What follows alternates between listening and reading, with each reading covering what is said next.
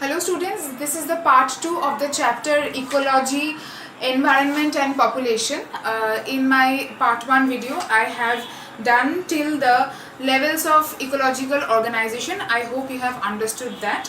Moving on with our next topic of this chapter is habitat and niche. Okay, so the pronunciation of this is niche. Okay, it's not niche or niche or niche, nothing of those, it is niche. Clear? Okay, so starting with habitat. Simply put, if I have to say or describe a habitat or what habitat is in simple terms, it is a place where an individual lives, a living place of a particular individual.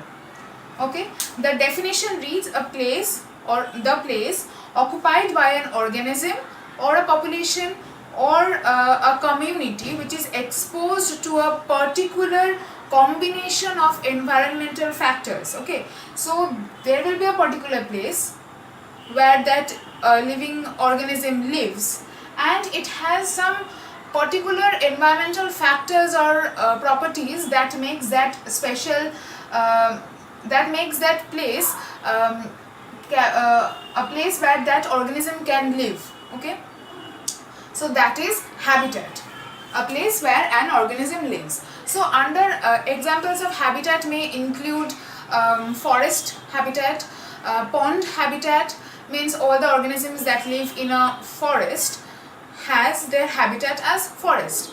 All the organisms that live in a pond have their habitat is pond. Okay, but under habitat there is another subdivision known as micro habitat. Microhabitat is a subdivision of habitat. What is it? It is a specific part of the habitat of the place with specific properties. Suppose in a forest habitat there are different microhabitats, like the edge of a pond. A pond may be found in a habitat or a forest habitat, but the edge of a pond is a microhabitat where suppose frogs live. Okay, another microhabitat in a forest can be the canopy of a tree, that means the top part of the tree.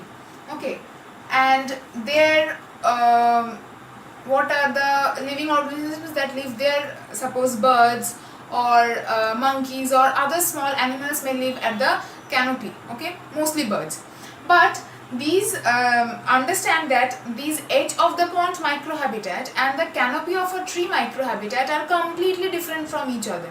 Okay, the frog that lives in the edge of the pond will not go to live at the canopy of a tree, and the bird who lives at the canopy of the tree will not go to the edge of the pond to live there. So they have their completely different characteristics that makes them very much different from each other. Thus, even if there is one place where an organism lives, even if there is a forest habitat is one place where many animals live, they have microhabitats under them, the subdivisions of habitat, where again categorization of what animal will live where, that categorization is possible due to this microhabitat. Clear? Next one is the niche. Okay, niche. So what is niche?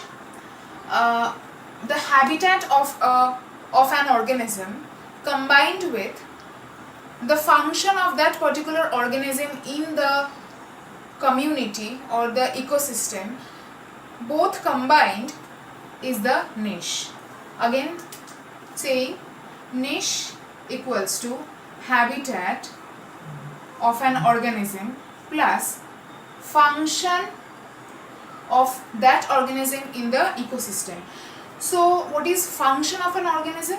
Means what role it plays in the ecosystem, how it contributes to the ecosystem, or how it is involved in the energy flow of the ecosystem. That is how or the function of a particular organism, that is how it what its role is in the ecosystem.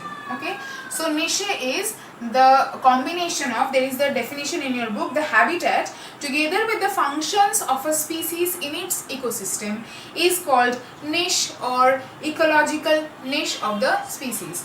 So habitat is a simple words, habitat is a place where a living organism resides or its living place, and niche is the combination of its habitat and its function in the ecosystem.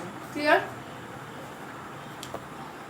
There is this difference between habitat and niche in your book, which is very important. Both the definitions and differences of habitat and niche you will find in the book, and it is very important for exam, especially the differences. Okay, moving on to the next topic, that is biome and its distribution. We have already talked about biome. Biome is when climatic factors affect the flora and fauna of a particular space, that is known as biome. Okay, and the different categories of biomes are, in this book you will find 7 categories of biome. Okay, tropical forest, deciduous forest, coniferous forest, temperate forest, desert, grassland, arctic and alpine tundra. So you all have learned these names in your lower classes in geography, right? So you have learned the properties or what type of fauna and flora are found in these different types of forests, different types of vegetations are found. Okay, so these are basically, in scientific terms, these are known as different types of biomes. Okay, these 7 biomes I have just said the names, but the thing is you never there is never any question from these different types of biomes in HS from this part. Okay, never I have seen a question. Even if it is there, it is maximum any MCQ. Okay, so we don't have to learn it for now. If we get any question, that is any MCQ or any short answer type question, I will also check in the test paper, and even if you find in the test paper, just tell me, I will solve that question, or even if I find, I will solve it for you. But it is not necessary to read all these 7 types of biomes, their vegetation, their properties, their flora, fauna. It is unnecessary to read all of these. Only you have, for now you have to learn the definition of biome and learn the the names of the types of the biome. Okay, moving on to the major abiotic factors that regulate the living organisms. The major abiotic factors. Abiotic factors means those that are non-living, means the physical factors, which are water, light, temperature and soil. So these are the 4 abiotic factors. There are certain descriptions of these 4. You may give a read, but these are not very important. The descriptions are not important. Just learn the 4 names, that these are the major abiotic factors that regulate the ecology or our ecosystem. Okay, moving on, we will have to learn certain terms, or we will have to learn some definitions of certain terms. Next term that we will learn is ECAT or ecofin. Okay, ECAT or ecofin. So in a population there are different types of variation, right? Suppose in a human population, not all of the humans look similar to each other, right?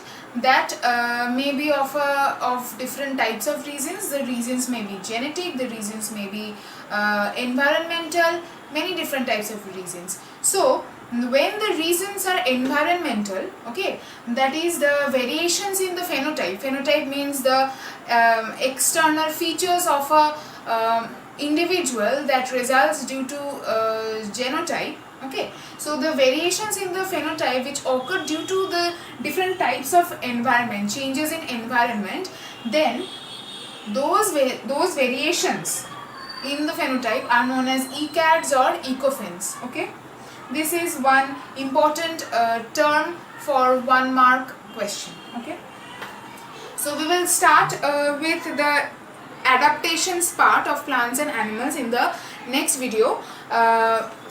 Till then, if you have any problem, you can comment under the comment box.